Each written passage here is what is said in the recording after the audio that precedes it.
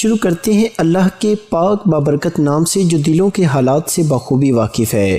ہم بستری سے پہلے ایسے عمل جس سے آپ کی لذت میں بھرپور اضافہ ہو جائے گا۔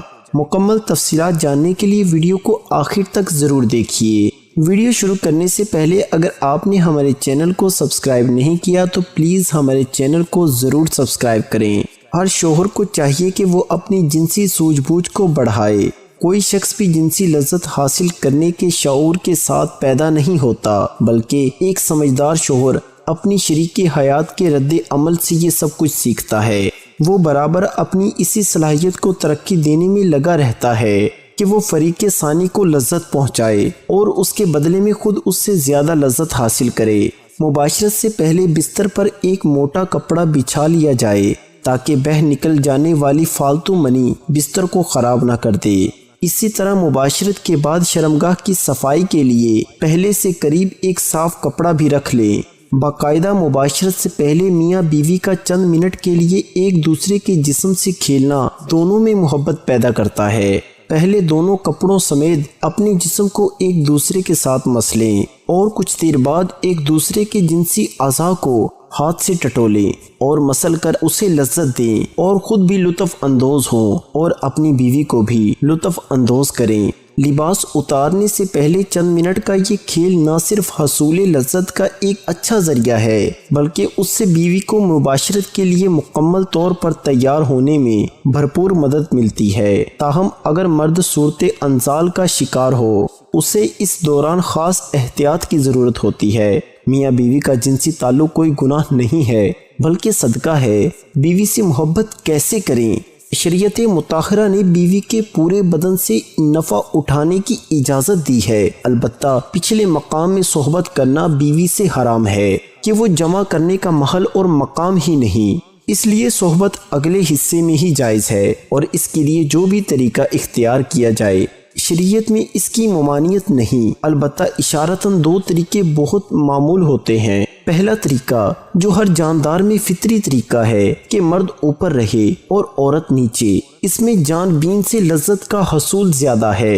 نیز یہ طریقہ استقرار حمل کے لیے بھی معین ہوگا۔ بیوی سے جس طرح چاہیں محبت کر سکتے ہیں، کھڑے ہو کر، بیٹھ کر، لیٹ کر، آگے کی طرف سے، پیچھے کی طرف سے، یعنی اگلی شرمگاہ میں مرد اوپر ہو اور عورت نیچے ہو یا اس کے برعکس، سب طرح بیوی سے صحبت کرنا جائز و درست ہے، البتہ پچھلی شرمگاہ یعنی پخانے کے مقام میں صحبت کرنا جائز نہیں ہے، اور اگر مرد عورت سے پہلے فارغ ہو جائے تو اسے عورت کے فارغ ہونے تک برابر مشغول رہنا چاہیے، ہٹنا نہیں چاہیے، اور صحبت سے پہلے عورت کو جماع کے لیے مکمل طور پر آمادہ بھی کر لینا چاہیے۔ پیار و محبت کی باتیں اور کام کے ذریعے عورت کو مکمل طور پر تیار کیے بغیر صحبت کرنا اچھا نہیں ہے، اور صحبت کے بعد دونوں کو پیشاب بھی کر لینا چاہیے تاکہ اگر منی کا کوئی قطرہ سوراخ میں رہ گیا ہو تو وہ خارج ہو جائے۔ میاں بیوی کے اس عمل کو پہلے سے طے کر لیں، یہ ایک بہت لطف اندوز ہوتا ہے۔ بیڈ روم کو رومانٹک بنانے کے لیے اپنے کمرے میں مدھم لائٹ رکھیں، کیونکہ مدھم لائٹ میں عورت کا جسم خوبصورت اور پرکشش دکھائی دیتا ہے۔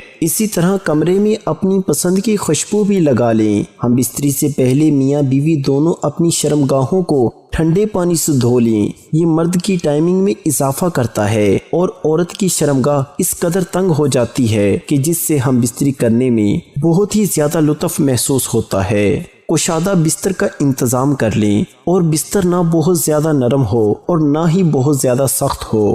ہم بستری کے لیے میاں بیوی کے پاس وقت کھلا ہونا چاہیے۔ جنسی ماہرین کے مطابق کم از کم 1 گھنٹہ وقت ضرور ہونا چاہیے تاکہ مرد کے ساتھ ساتھ عورت کی بھی فراغت ہو سکے۔ میاں بیوی ایک دوسرے کے لباس اتاریں، اس طرح کرنے سے ایک دوسرے کے دل میں محبت پیدا ہو جاتی ہے۔ شوہر کے لیے بیوی کی شرمگاہ چھونے اور دیکھنے میں کوئی حرج نہیں ہے، لیکن اسے چومنا بے حیائی ہے۔ اسی طرح بیوی کے لیے مرد کی شرمگاہ کو چھونے اور دیکھنے میں کوئی حرج نہیں ہے، مگر اسے چومنا بے حیائی ہے اور اسلام کی پاکیزہ تعلیمات کے خلاف ہے۔ میاں بیوی میں خدا کی طرف سے ہی محبت پیدا ہو جاتی ہے۔ میاں بیوی کا رشتہ ایک ایسا احساس ہے جس میں محبت ہی محبت نظر آتی ہے۔ بعض اوقات کچھ لڑکا لڑکی کی شادی پسند سے نہیں کی جاتی، لیکن وقت گزرنے کے ساتھ ساتھ ان میں ایک دوسرے کی محبت اتنی پیدا ہو جاتی ہے کہ وہ ایک دوسرے کے بغیر نہیں رہ سکتے۔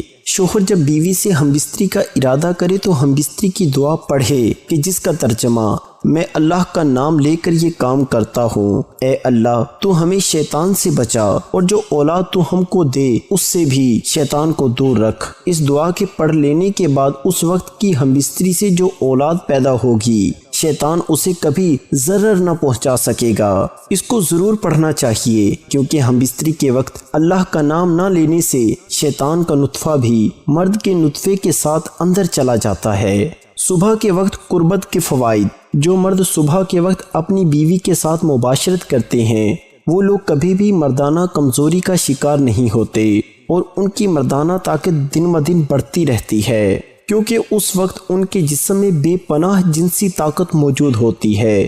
اس وقت جنسی کمزوری کا شکار افراد بھی بہتر انداز میں قربت کر سکتے ہیں، کیونکہ اریکشن اپنے عروج پر ہوتی ہے اور رات بھر آرام کے بعد انسانی جسم صبح کے وقت جنسی توانائی سے بھرپور ہو چکا ہوتا ہے، عضو فریش ہوتے ہیں، اور یہی وہ وقت ہوتا ہے جو مرد اور عورت کے درمیان قربت کے لیے بہت بہتر اور مفید وقت ہوتا ہے، کیونکہ اس وقت مردوں کے ہارمونز عروج پر ہوتے ہیں اور ان کے اندر جمع کرنے کی طاقت پوری طرح جوش میں ہوتی ہے۔ اس وقت قربت کرنے سے بہت زیادہ تسکین ملتی ہے، جس سے مرد اور عورت دونوں کو پوری طرح جنسی لذت حاصل ہوتی ہے۔ اس وقت جسم کا انگ انگ زندگی کا مزہ لے رہا ہوتا ہے، جبکہ صبح کے وقت جمع کرنے سے آپ لوگوں کی ٹائمنگ میں بھی زیادہ اضافہ ہو جائے گا۔ اس وقت ذہن پر بھی کوئی بوجھ یا پریشانی نہیں ہوتی، اس لیے اس کا پورا دھیان جنسی قربت پر ہوتا ہے۔ اس وقت مباشرت کرنے سے عورت کے اندر حمل ٹھہرنے کا امکان بھی